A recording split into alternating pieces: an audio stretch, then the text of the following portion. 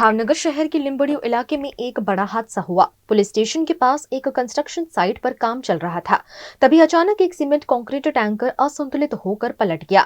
इस हादसे में 2 लोग दब गए, जिन्हें बचाने के लिए तुरंत रेस्क्यू ऑपरेशन शुरू किया गया। यह हादसा तब हुआ जब कंस्ट्रक्शन साइट पर एक सीमेंट कंक्रीट का टैंकर पहुंचा। टैंकर को जमीन पर अस्थिरता के कारण एक तरफ झुकने से बैलेंस बिगड़ गया और वो पलट गया। इसके नीचे 2 लोग दब गए, जिससे इलाके में अफरा तफरी मच गई। फिलहाल प्रशासन और फायर ब्रिगेड की टीम ने मौके पर राहत और बचाव कार्य शुरू कर दिया। घायलों को अस्पताल पहुंचाया गया है और उनकी हालत पर नजर रखी जा रही है। આપણે ઘોઘા સર્કલની બાજુમાં લીંબડિયા વિસ્તારમાં અમને અંદાજિત 8:40 કોલ મળેલ કે મજૂર દબાયેલા છે। ઘટના સ્થળે આવતા તપાસ કરેલ કે 2 મજૂર ગાડી નીચે દબાયેલા હતા, કન્સ્ટ્રક્શન સાઇટ ચાલુ હતી। તેની કામગીરી કરી અને હાલ પૂરતા એમને હોસ્પિટલ મોકલેલ છે।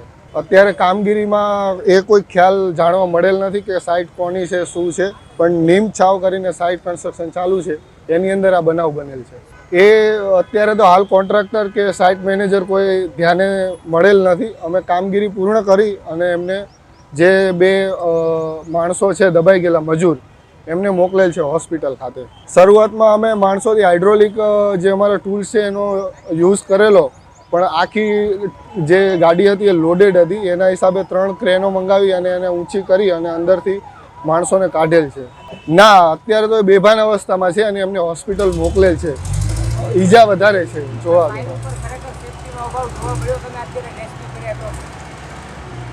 સાઈડ ઉપર હાલમાં કોઈ સેફટીના સાધનો જોવા મળ્યા નથી।